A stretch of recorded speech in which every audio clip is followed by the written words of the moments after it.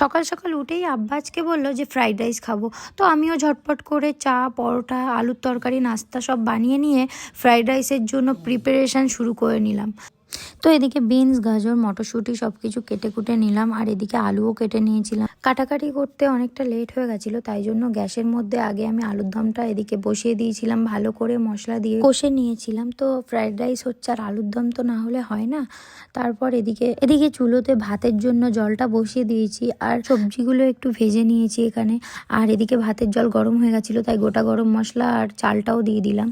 আর তার মধ্যে চিলি চিকেনের জন্য চিকেনটাও ম্যারিনেট করে রেখেছিলাম। তারপর একটু কম চিকেন ছিল বলে আরও কিছুটা চিকেন এনে তার সাথে মিশিয়ে সব কিছু মশলা আবার দিয়ে সেটাকে আরও ভালো করে মাখিয়ে দিয়ে ম্যারিনেট করে নিয়েছিলাম।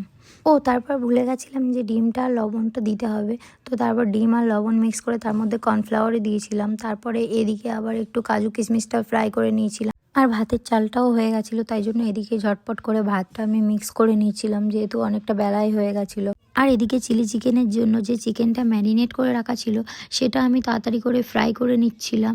আর এদিকে চিলি চিকেনের জন্য ক্যাপসিকাম, পেঁয়াজ, সব কিছু, টমেটো আমি কেটেই রেখেছিলাম, সসটাও রেডি করে রেখেছিলাম। তো চিলি চিকেনটা ভালো করে কষিয়ে নিয়েছিলাম। তারপর জল দেওয়ার পর ফুটে উঠলে পকোড়াগুলো আমি দিয়ে দিয়েছিলাম। তারপরে এই দেখো আমার চিলি চিকেন অলমোস্ট রেডি, আর এদিকে আলুর দমও রেডি, আর এদিকে আমিও রেডি। এই যে তারপর নিচে চলে এসেছিলাম খেতে।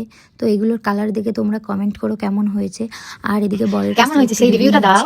বহুত হি বঢ়িয়া, শানদার। দেখা যায় না, হাতটা দেখা যাচ্ছে না কাছে। লাজবাব, শানদার। আলুর দম, চিলি চিকেন তো জাস্ট ওয়াও ওয়াও ওয়াও।